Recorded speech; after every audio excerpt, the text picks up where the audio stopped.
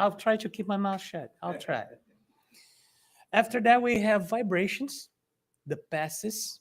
If you know, guys don't know what the passes is, it's just transmitting energy from the hand to the other person. And after that, you guys are good to go. Or if you want to stay a little bit and talk about with the speaker of the night about the topic or any of the workers here, we'd be more than happy to help you as well. Normally, we do have something as far as a kitchen, but our spiritual calories run out. So the book is Happy Life, was dictated by Joanna De Angelis and channeled by Divaldo de Franco, which is right now the biggest medium that we have down in Brazil. And right or left? Come here and read it, please. It's kind of twisted. I cannot read. Okay, right. Reign in the impulse that result from the ungoverned instincts. Act under the command of reason. It is true that good sentiments must smell the eyes of rational logic, but oftentimes indifference and aggression needs the vigilance of reason. Brain and heart must work together, providing the advantage of both balance and moderation for a healthy life. Listen with your heart and act with your reason, each in an appropriate measure. It will be so nice if we can do that, right? It will be awesome. We're probably not going to be here. for, for, for starters, we're probably not going to be here. But the thing is, the rational side of us, and this is not spiritism, this is science, is responsible for only 5% of our decision making. We have 95% of our subconscious deciding for us based on emotions. So again, IQ so far it's really important, but it's less important for life than EQ.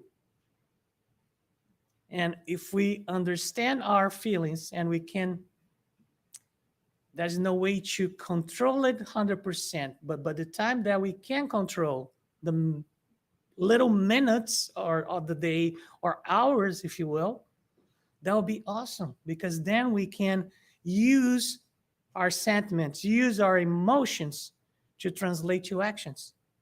And that will come through the brain. So then you're going to have a feeling that you are working under a rational side.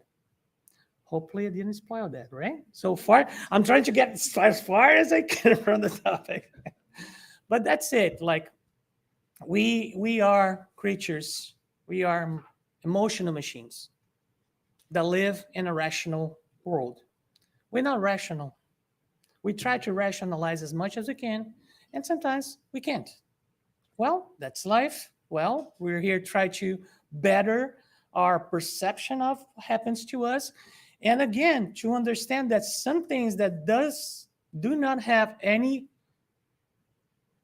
reason to happen, and it's happening to us because we are so good in this incarnation, well, probably doesn't belong to this incarnation. And if it doesn't belong to this incarnation, it belongs to a past incarnation, which brings us to spiritism. Ta-da! Newsflash. That's how it works. So trying to understand this kind of stuff is really important because after that, you open yourself not to blame the past. Please don't blame anything but yourself for the things that are happening to you right now. But understand better. Understand the call. Most of the tests that we have are just an invitation to understand why does that happen to me. And if you understand and pass the test, like any test in school, you're not going to have the test back. If you don't, you're going to repeat and you're going to do it again. Let's pray.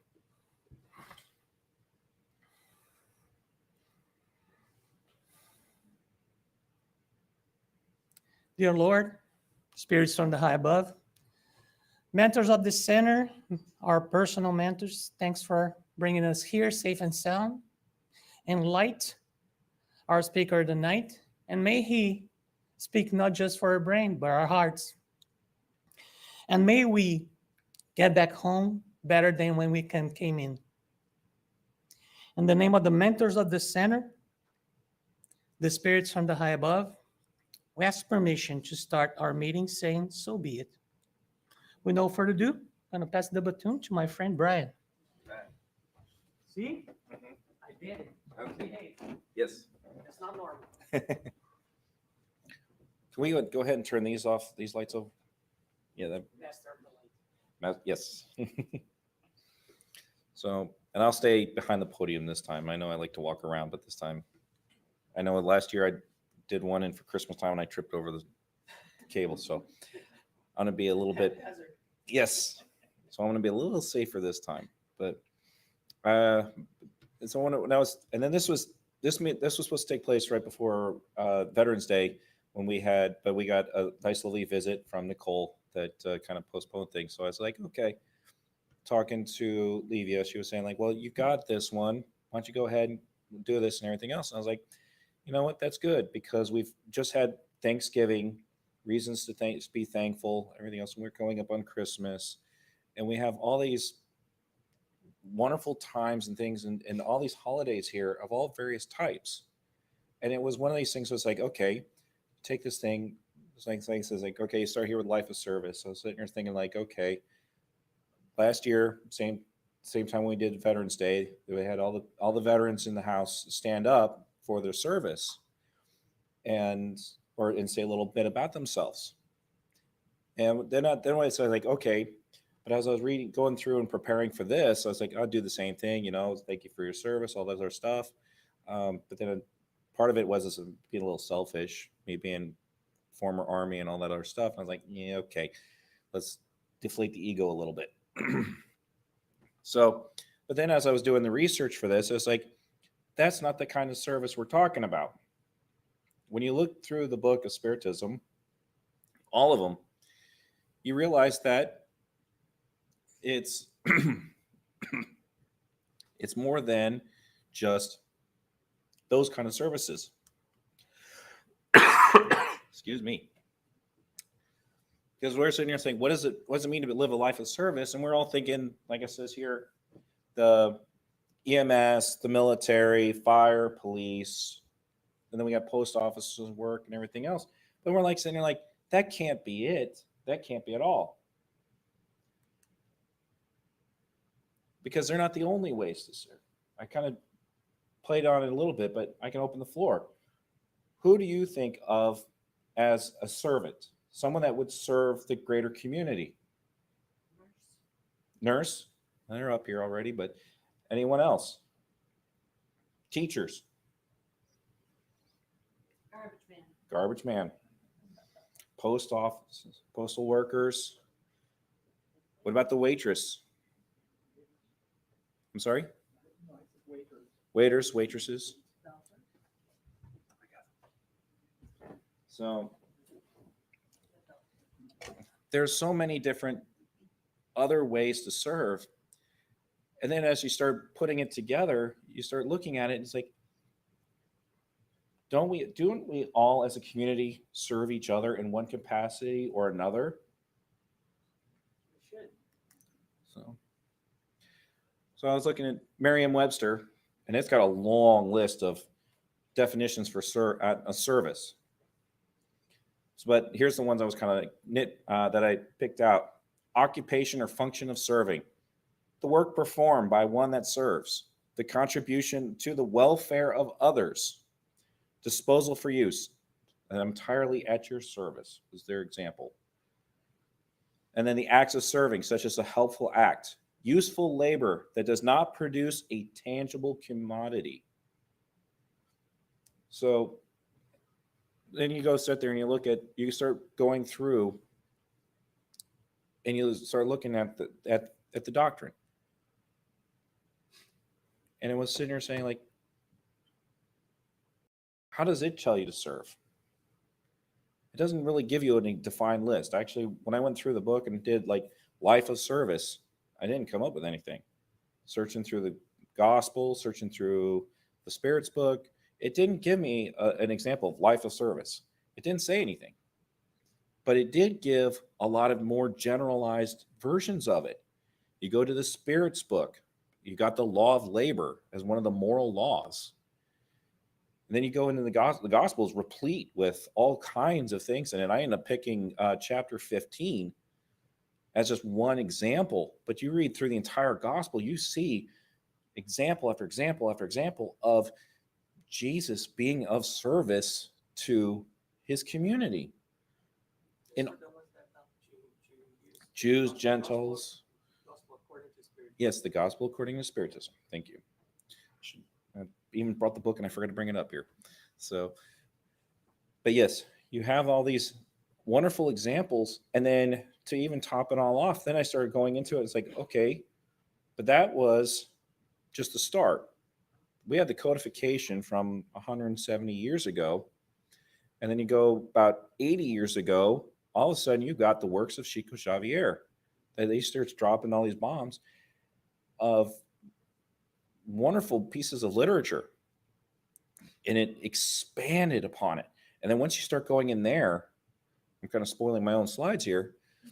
You start going in, then you start picking out, and you start seeing like Emmanuel, Andre Louise, even the book Paul and Stephen. When you talk about when you got things from Paul's point of view and how he made himself a service after his Damascus moment, he humbled on himself and became a servant to the people. And notice that he became so great. He was like the greatest of the apostles and never actually physically met Jesus because of the work he did and the humility and everything else he did. So, and it was one of these things was, and then even going to just the Bible itself.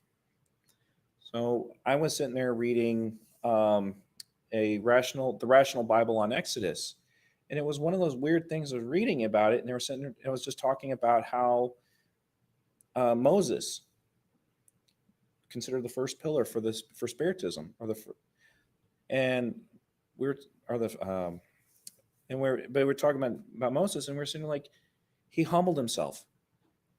He served his people, what would become the nation of Israel. He also served God, and it's on his journey. So he put a lot, and then he humbled himself to the point where he says like, hey, even to the point where he didn't even make it to Israel. He stopped. He died before it. He could see it, but he couldn't enter, and he was okay with it. He says like, that's for them. That's not for me. But he served anyway. He took the time and he led them through 40 years in the desert. So when you sit there and you look at these people, and the other thing with Exodus that was brought to light with it is they were saying like they never mentioned the name of the Pharaoh.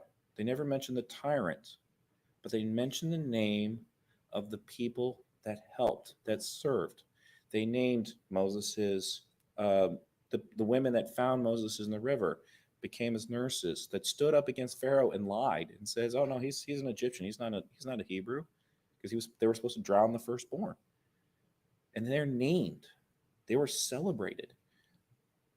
And it was one of these things where, and even when you go to Spiritism, we celebrate Emmanuel. We celebrate Andre Louise. We celebrate all these wonderful people that have come before us. We celebrate the Spirit of Truth. We celebrate Andre Louise. Or not Andre Louise, Allan Kardec. I'm sorry.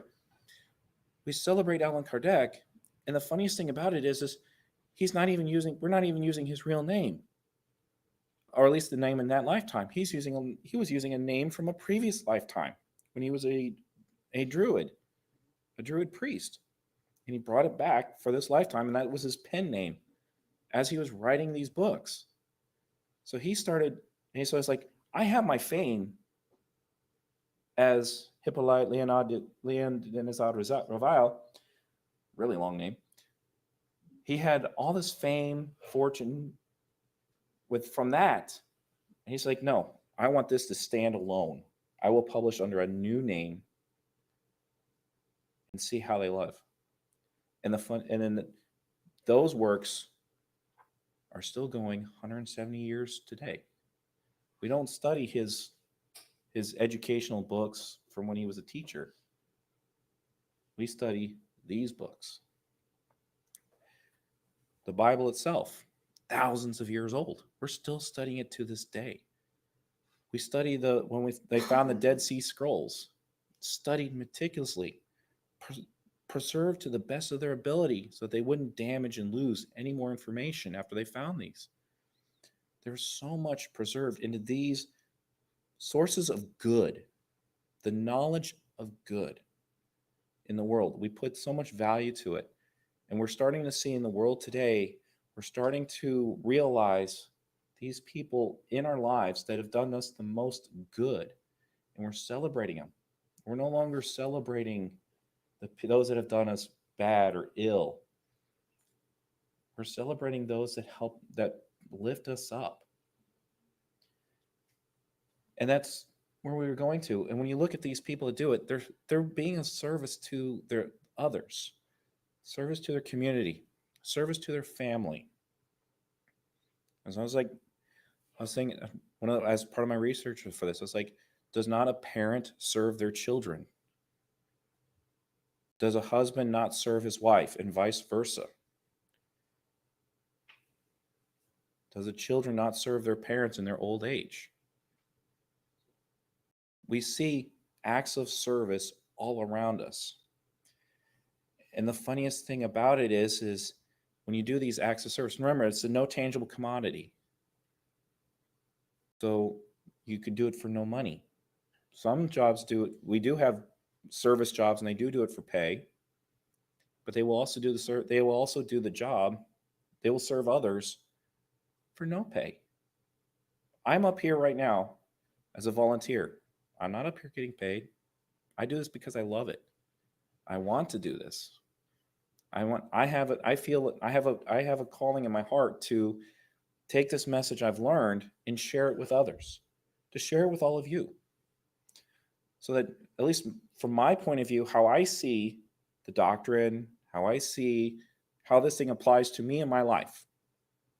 As I mentioned in my past lectures, one of the things that brought me to this doctrine is it related to me, as I see it, and how it guided me to how I live my life, and told me to be accountable for my actions. And as part of it, they were also telling me is to serve others. I was already doing that anyway. I kind of felt that need, be a Boy Scout, and how they do a good turn daily and everything else. But then you find out that there's a greater calling for it. Go and help your brother. Even the golden rule, treat others as you would like to be treated. So if you want to help someone, you help them, hoping that they will in turn help you back. You want to serve them like they will serve you, especially in your times of need. When you're hurt, when you're down, when you're distraught, you're looking for someone that will help you, that can help, they can serve you in your time of distress. Because you can't pay them and everything else. You're down on your luck for whatever reason. You need someone to help pick you up, not kick you when you're down. You want someone to pick you up, put their shoulder underneath yours, and help carry you and get you to a place of safety, a place of comfort, or a place where you can rest and recover.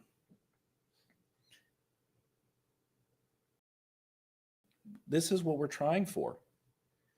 We're trying to build the community. Allan Kardec, he was trying to unify. He was unifying all the religions. I mean, originally it was just Christianity, but then as he was finding out through the writings through the teachings of the spirits, it's like, yeah, Christianity may be the first one ahead, but it's not the be and end all. They don't have everything. There's some in Judaism, there's some in Hinduism, there's some in Buddhism, and it all works together. It's like there's truths in all the religions, and they all work together. And then Spiritism says, like, we're trying to illustrate those common bonds between all of them and saying this is part of the universal truth. And at the time, 170 years ago, it was trying to be like the best thing. And as we found out in the time since, we've learned totally new sciences. Quantum physics did not exist. Computers did not exist. Air travel did not exist. We can do so much more now. We can understand more now than did 170 years ago, to the point that I know when in the book Genesis, they were saying that in the uranography of the planet, there's like there's a version of that they say like don't you can use this for reference because this is how Allan Kardec knew it 170 years ago, but it's been updated, it's been corrected, and even Kardec said it's like when science proves me wrong, stick to the science. But science hasn't corrected service. We look at service, we see the benefits of it. Do we have anyone here that does any kind of social work, psychiatry, psychology in here? Yeah. Isn't there a thing where it sounds like when you have a person that's like suffering from like depression or they're having a hard time, one of the things they were such to do is just to go and work, like work at a soup kitchen, go do community service. And you know what? By helping others, they help themselves. By serving others, they are serving themselves. So when you look at all the ails in society today, all the conflict, all the animosity, all the ill will that's brought to different peoples, no matter you can pick your battles. So there's so many to choose from. But if you could work with them, serve them, figure out how can you help them? They can in turn learn how to help you. And you can start building the bridges, no matter your differences. One of the wonderful things about teaching and having the open dialogue is that you get to see different viewpoints. It's one of the things why we don't have one person up here speaking every week. So it's just their one point of view. Next week, I believe Al's up here next week. So he's going to speak. He'll have a totally different viewpoint. But it's giving you a chance for a different viewpoint. And I know there's been a call out for if you feel a need to, if you want to come up here and speak one week, we can talk. And have you come up here and say, hey, this is how Spiritism helped me in my point of view. Other centers that I've been a part of and worked with, they're reading like the gospel, the Spirit's book, line by line and discussing it. And in the course of that discussion, they'll find out that person A reads question 933 different than this person based upon their past experiences. I read through the gospel. Like I said, I was telling this nice young lady over here that I've been now involved with Spiritism about 17 years, almost 18 now. And when I read the gospel back then, it blew my mind. But then I'm reading it again 17 years later. There's new stuff, or the stuff I've learned in the 17 years has changed what I thought was good, important 17 years ago. It has a new meaning now. Every time it's different. I'll date myself a little bit here. There was a great movie in the early 80s called Neverending Story. The book always changes. Well, so does the Bible. So does the Gospel according to Spiritism. So does the Spirit's book. And even the Medium's book, if you can believe that. The core of the doctrine. Each time you read them, you pick up something new each time. And then add to it, you start reading Non Solar, Andre Louis series, the Emmanuel books, Joanna de Angelis. We just read Happy Life. That's hard reading. And as I was over at the symposium in Houston a couple of weeks ago, they were showing 2 books from Joanna de Angelis. Actually, they're built together. And I was like, when I saw that, and I was like, wow, she wrote 1 book for people that are destitute. Their life is, they're on the downward path and how to correct it. Then they have the other side of saying, hey, a fulfilled life. There are two books that came out back to back. They're designed to be, you can read them in either order. And then and Joanna DeAngelis kind of pulled herself away from her normal self and saying, hey, grow to my level. By this time, she says, I'm going to come down. These are so important. I will lower myself down to this level so that more people can understand and follow, because it is that important. Now, she's trying to be of service to us by keeping it in her normal language up in this very high, very, very powerful words, using rare words, complex words, very, very thought-provoking words, because she's saying, hey, don't stick with this language of like a third grader. Start using a language of someone in high school or in college. You can see more, do more, and understand more if you elevate your thought. She's being a service to us by saying, hey, I'm trying to teach you, or I'm trying to show you there's knowledge beyond your current level. Grow, step up, and then you can learn more and do more, and thus be more of service. You can do more to be of service. So, since I said I kind of ruined my slides already, so I was sitting here saying, like, what are examples of living a life of service to you? So I have like Chico, Bezerra de Menezes, Allan Kardec, and of course we can't forget Jesus. So, and especially like I said, when I was using Gospel According to Spiritism, I was looking at chapter 15, which was, and it had the parable of the Good Samaritan. Because Jesus was talking about it. You got these people, person fell upon by robbers. So you have a rabbi going down the street, sees them, nope, don't want to mess with them, kept on going. Isn't a rabbi supposed to be involved with his community? Then there was a Levite that was supposed to be a holy person. They're supposed to keep God's teachings above most. He walks down, goes, nope, I don't want to mess with this, keep on going.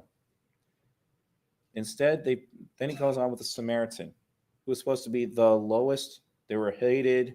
They were the most least respected person in the entire in the community. Sees him, says, nope, I'm going to help him.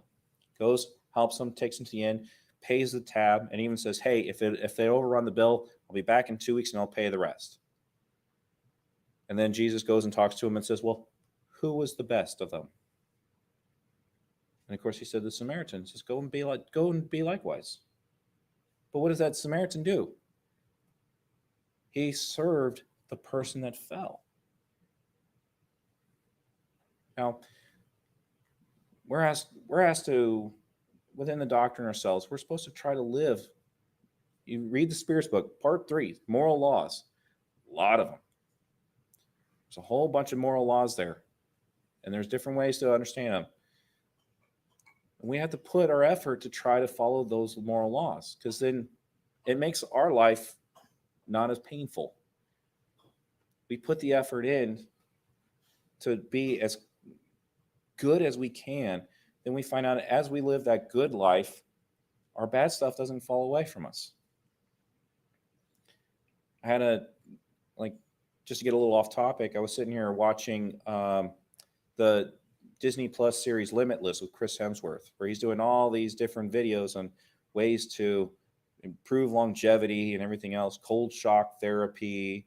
He was sitting there, he had like learn endurance training so he can climb a rope 100 feet in the air. He did breathing exercises so he can control his stress and all this sort of stuff. And I was like, those are all physical things. We have the doctrine here. And that's supposed to be our spiritual things that give us not just long life, happier life, but as we're finding out with the doctrine, the life beyond.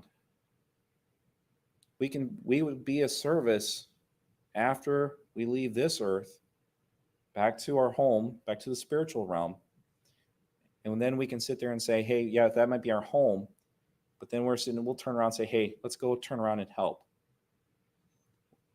One of the big things I learned from the doctrine was when I was learning about Jesus, and that he was finding out that he was like the master teacher, but that I don't even know which book it is because it's one that never got translated to English. But they were talking about how Jesus stopped his growth. He could have kept on going and learning and being even greater.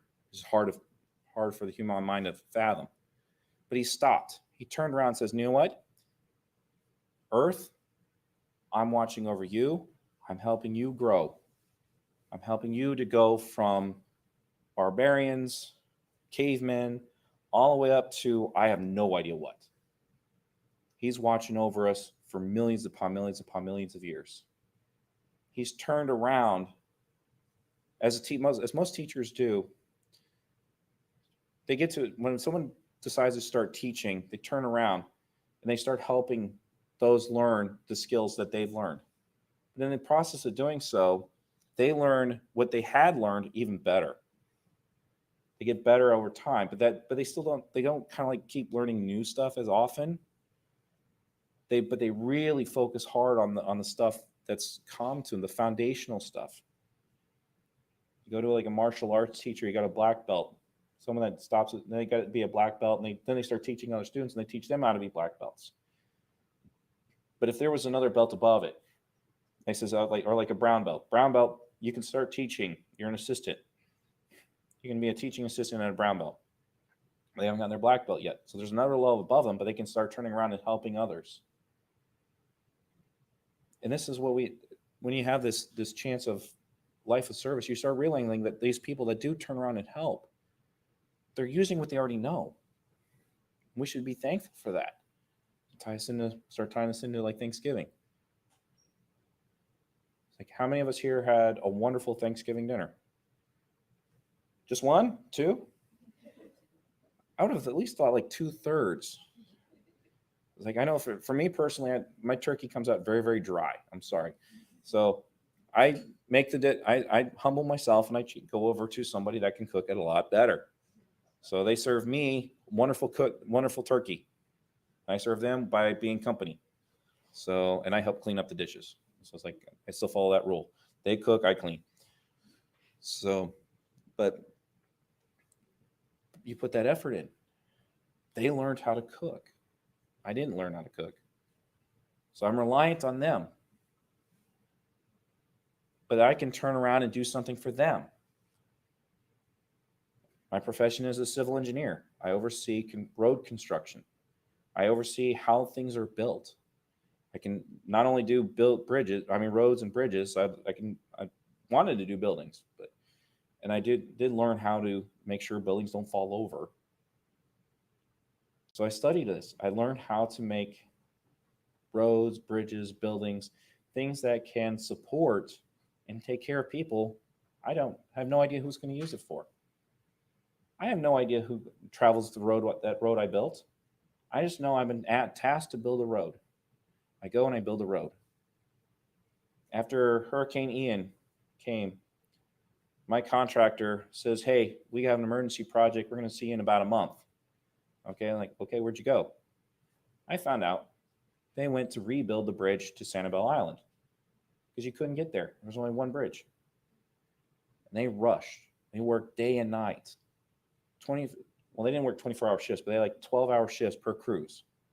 But they worked, the machines were running day and night trying to get that bridge open as fast as possible. And they got it done in less than 30 days. So that people can get home, supplies can get to the island. They serve their community by putting more time, more energy. I'm sure they'll get a nice slowly paycheck for it too. But at the time, it's like they didn't really care about the paychecks. Like, hey, these people need help. Let's get it done. We can do that. We can help them. Let's do it. And they did. And they did a phenomenal job for it.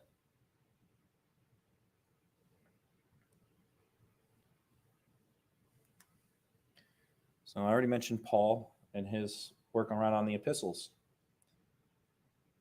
You know, when you see him after his road to Damascus moment, as wonderfully done by Daniel Sizzi, that was here about a month ago, and he came and did his own book, Road to Damascus, and everything else, and he talked about how everyone has their Paul moment. Everyone has their Damascus moment where they will change, and they can become something even greater. Their eyes are opened, and then when he was opened, what did he do? He shouted, he went and praised. He learned how to teach, and he went and he helped. He went from the prosecutor to the helper. He served for the rest of his life. And he had such huge regret from being the prosecutor. He had that huge humility. He humbled himself and says, like, no, I am not worthy because of what I did in the past. And he used that to say, I will keep serving and keep serving and keep serving and keep serving because I am not worthy of what was given to me. The mission I was given, I'm not worthy of this mission, but I will do it to the best of my ability with all the humility I can muster. And as we're reading through the gospel, we find out, and even as Dan Sissy did in his book, we also have our moments. We'll get to our moment. In a way, I've kind of had mine. That's why I'm up here trying to speak. I had my Damascus moment. I'm hoping others have their Damascus moment too, that they will turn around and start helping others. They'll realize that they can benefit others through their things. Cancer survivors, people that have gone through cancer, they come around and they become a support group for others that go through it. They serve others that have gone through the same pains and tortures that they've gone through. Our soldiers that come back from the battlefield wounded, injured, otherwise disabled, we go and we help them. We have all these programs, all these support groups to help them get back on their feet, whether they have them or not. But we make them the artificial legs so they can learn to walk again if they can. Or we find ways to help them. Stephen Hawking got confined to a wheelchair. They had to develop new technologies so he can communicate as he stopped being able to move, write, eventually talk. The most he can do is move his eyes and do a little tick of his cheek. And he was sitting here reading on a screen and typing his words and everything else and using that to have it talk for him. He kept serving and others served him. So when we look at others, it's like, and it doesn't matter how old you are or what you do, what like I says, I've now shown people as survivors, and even people that have gone through, like I said, the veterans. I remember the movie American Sniper about Chris Kyle.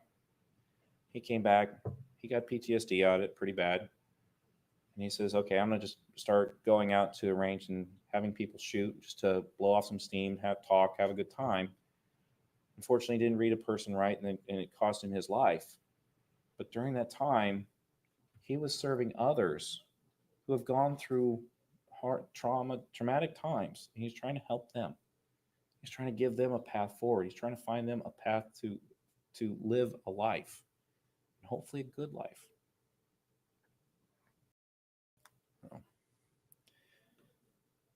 I already meant, again, like I said, I already burned my slide a little bit. So, Emmanuel, we have at least two books. I think there's a third one, Ave Cristo, I believe is the last one, or Hail Christ. I haven't read that one. That's in my very long list of to-do books to read. But I did read 2,000 Years Ago and 50 Years Later, and that was at least two different lifetimes. You have, as a senator, Emmanuel is a senator, Publius Lentus. So he was a senator of Rome, everything else, doing his things like that. But then he had his Damascus moment. He came to know Christ. Actually, according in the book, he actually meets him and goes through his, and then has that life, and then he has that conversion moment, and then he goes and he starts helping people. And then in his next life, 50 years later, he says, "Well, you kind of did bad as a senator. You did a lot of bad things. We're going to have you come back. You're not going to have the power and the prestige. They're going to come back as a servant." He came back as a servant, but he was a wise servant. He was there and he was helping people. He, at least the moral part of his life is like he knew that he had to follow Christian life, and he did it again as that servant 50 years later. Unfortunately, I forgot his name. Yeah, everyone does. It's like we can remember him as too many books, and then but then and then he goes on and then he has like he says, "I haven't had a chance to read Hail Christ," but then he goes on a third life. So, and we have all this wonderful talks of him over the course of life being of service. And then you had to go back and, for me, in my own mind, I had to go back and think, what happened on the spiritual realm to let Emmanuel speak to us? What kind of person was Emmanuel as a spirit to be? What kind of person did he have to be allowed, saying, "Hey, you have a message to give.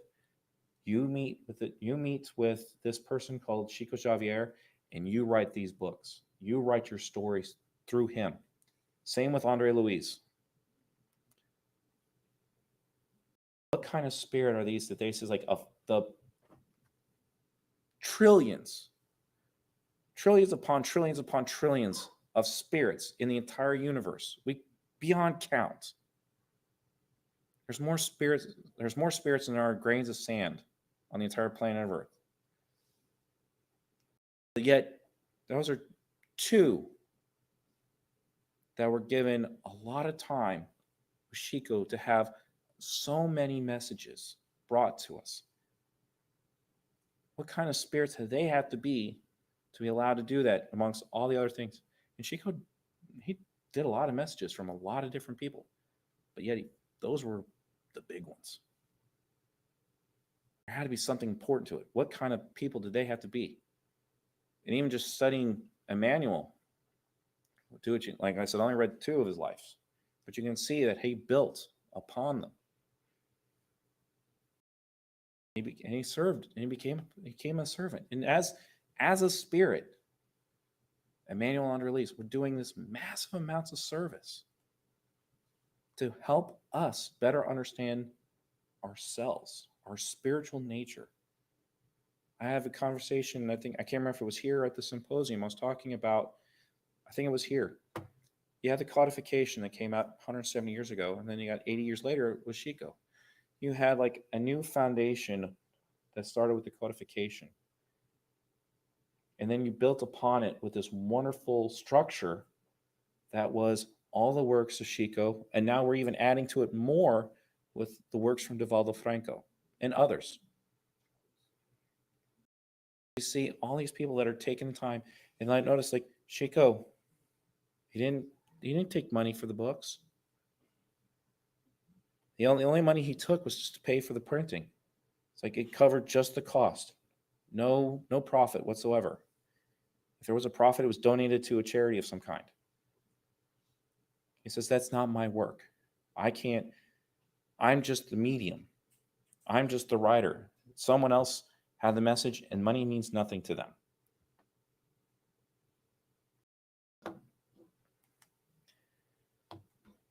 So, and then I've finished up with Allan Kardec, Mother Teresa, and many, many more. That we know people that have dedicated their lives to service. But yet, we don't need to be, we can do our own part of service. We can do small parts, we can do big parts. Yeah, we get rewarded if it's the big jobs. But it comes at a big cost. So we all know the story of all the costs that Jesus paid. He went through a lot. And we look at Mother Teresa and everything else, that she helped a lot of people. She ended up being fairly sick fairly often. She cared more about others than she did herself, but it showed because of the warmth of her heart how many people loved her because of that. We start looking at all these people that have done, as I said at the very beginning, we're starting to reward those that help us. We're starting to look at those that have been the positive influences in our life greater than those that have done us the greater harm. We're no longer putting the emphasis on conquerors or warlords. Humanity is slowly, ever so slowly, evolving to realize that it's the power of good that has the greatest impact in our lives. And we're starting to see that by helping each other, serving each other in whatever capacity you're capable of. Maybe you're a basketball star and the best thing you can do is play the best game of your life for the fans, for the team that you're on. That's maybe how you can be a service. There's so many ways that you can serve, that you can benefit others. Here at the center, we have the Caravan of Love.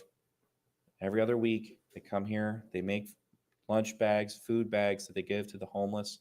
They have clothes, all kinds of things that are come together. They meet up, and every other week they go out and they give these things to the homeless here in Orlando.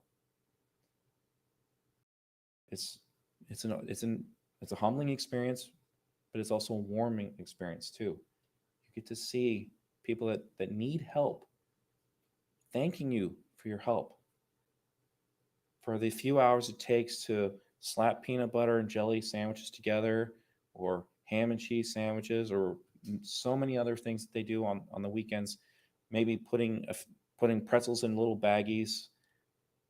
For a few hours, you go around and you create what will be a feast, a meal for someone that doesn't have anything. Look at your time. That's just a little bit of time. And you do so much good with it. We're coming up on, like I said, we're coming up on Christmas, and we're taking some time. Like we're all diligently checking our bank accounts, making sure we got enough money to afford the Christmas presents for everybody. Yet, are you not serving them? You're putting the effort in, saying, "Hey, I'm taking a little bit aside of things that I need or want, and I'm putting aside and says, you know what? I'm giving this to these people that for their children. It's a gift for them to reward them for a good year. People at work for the good jobs that they did. I don't know whoever else you're going to give gifts to, your family. You're putting some of yourself to help make someone else's life brighter at Christmas.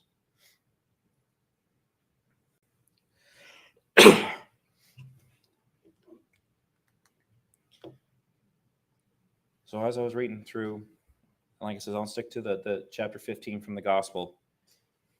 One of the big ones that came up, there's actually two of them. Humility and charity. Every time that someone's being servant to the people, they're humbling themselves. We see that with Jesus in the gospel according to Spiritism, where he would bend down and wash the feet of his disciples. He's like, wait a minute, you're the guest of honor. You shouldn't be washing our feet. And it's like, no, you're my guest in my house. It's the responsibility of the host to wash the feet of the guests. In this case, you are the people of honor. And they have charity. We have another section of the gospel. It says, like, don't let the left hand know what the right hand is doing. Especially with charity. You don't want to give them a charity with a string attached. We love to do that for children, says that with Santa Claus and the naughty and nice list. It's like, you better be good, otherwise you won't get presents for Christmas. And there's a bit of a string attached on that one. But in the end, they'll get the presents anyway. But for that little bit of time, we sit there and like, okay, we're gonna do this thing, but it's because of that. But we're trying to instill in them greater principles, greater values, how to be good, be a good person. There's one educator called Maria Montessori, and the Montessori system is well known around the world. Yep. And she said that we are not educated for peace; we're educated for war, because we're educated to compete, not to work together. Yep. Now, well, you just hit right there with one of my and you're not supposed to talk about meaning missing sessions, so I try not to. But you did bring up one for me. It was a personal one to me, and it was when they told me a little bit about part of my Damascus moment. It was one of those things that when in the message I got, it was telling me, it's saying, hey,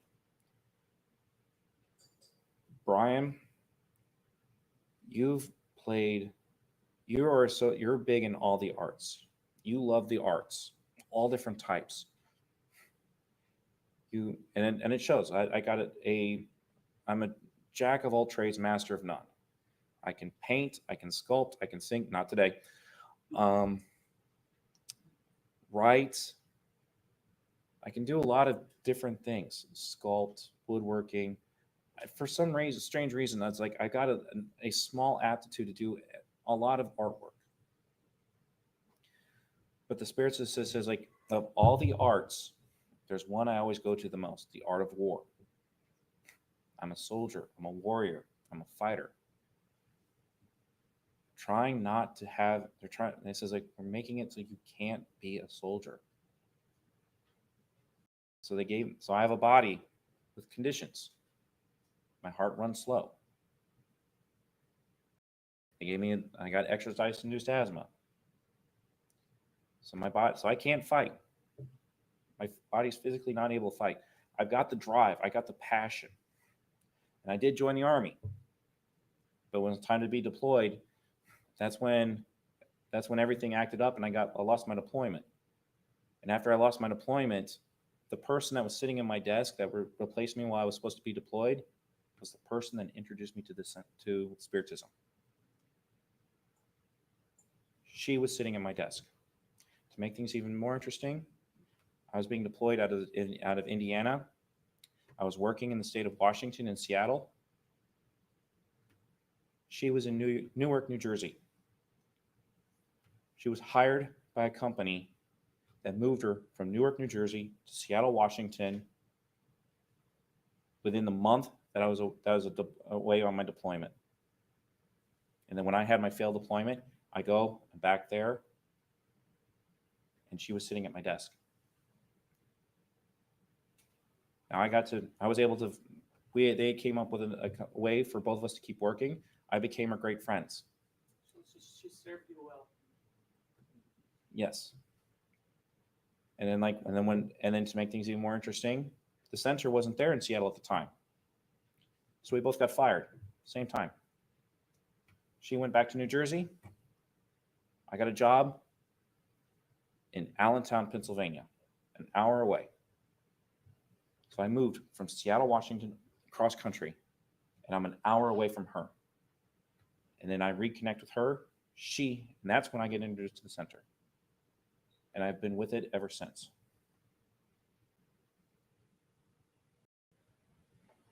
Because that was my Damascus moment.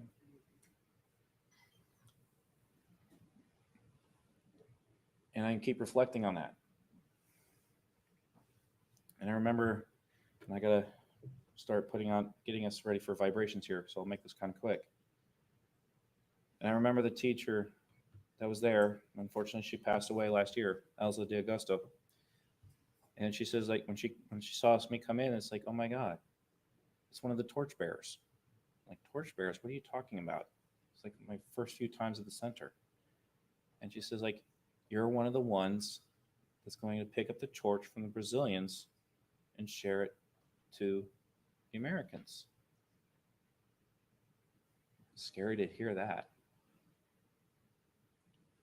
But it goes back to that Damascus moment. It now feels like I've been laid on a charge.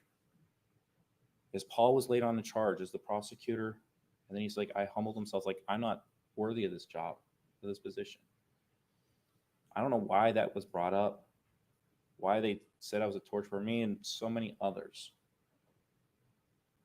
Now it's like, this is like your need is now. It's time. So with that, I'm going to ask that we dim the lights, close our eyes, turn on the music,